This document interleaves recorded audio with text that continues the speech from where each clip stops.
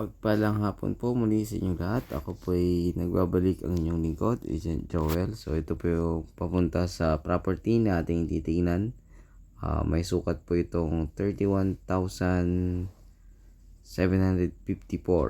or 3.1 hectare, almost 3.2. So ang daan po nito ay simentado pero medyo parang rough road na siya. Mula sa provincial road po yon yung unang sa video po, para makita na nyo po ninyo yung daan. Binidyo ko na po ito, at mula po doon sa provincial highway, mga ano po ito, mga 1 kilometro yung layo nung property. May mga part na simentado, may mga part din na rough road. Pero doon sa part ng property, tapat mismo sa property ay cemented road po yun. At ito po yung parte na malapit doon sa may irrigation. So madadaanan natin yung irrigation. Yung part ng property ay hindi pa po napapaluwang yung irrigation, pero along irrigated din po yon, irrigated rice land. At the same time, meron pong tubo kung sakasakaling magkulang po yung tubig. So ganito po yung daan, may rough road. So yung rough road po nito ay malapit na rin pong masemento, kasi yung mga part nito ay nasemento na rin. So ulitin ko, ito ay bayan ng Balongaw, Pangasinan.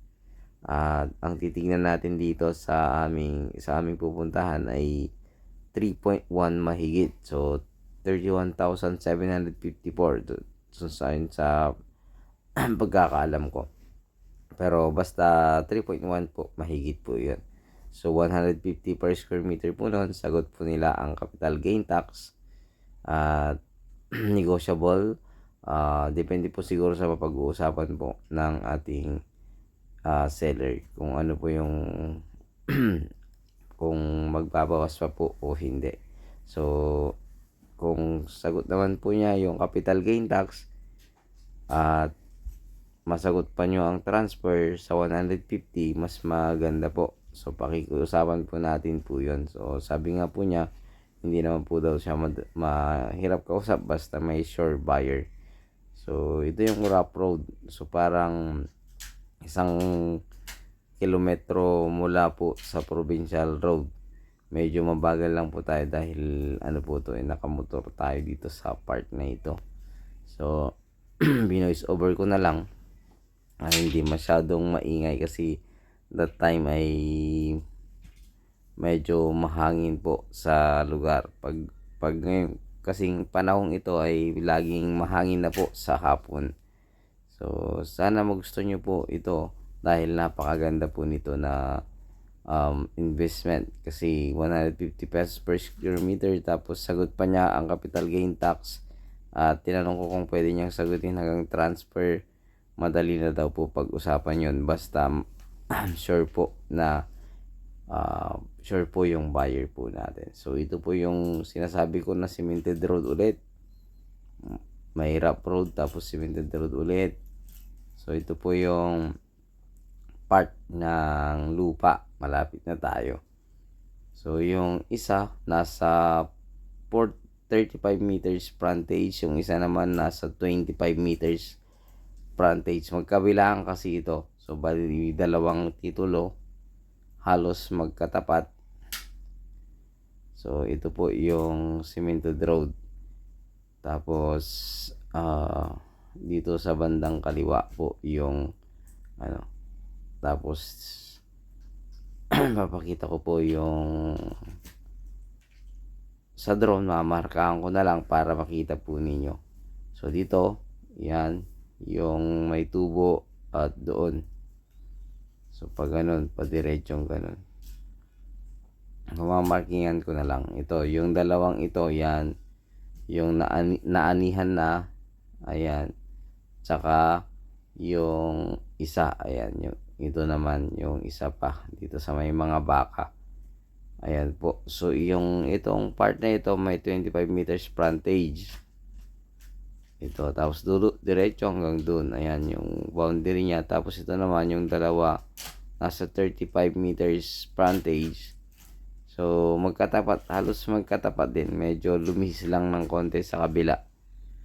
Tapos, ito po yung kabuuan nito ay nasa 25,000, may get 25,154 kung hindi ako nagkakamali. Tapos 6,380 yung isa. So nasa 31,500 plus lang ata pala yun, kasi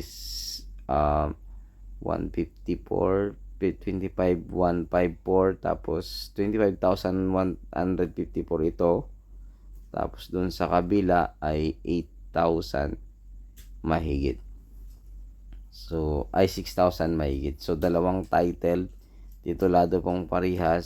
So, yung isa, wala namang problema dahil buhay pa po ang ating nakapangalan. At single. Wala pong family kundi yung mga kapatid niya lang. So, sana magustuhan nyo po ito dito sa bayan ng Balungaw, Pangasinan. Napakaganda po nito dahil irrigated rice land po ito. At may sariling tubo.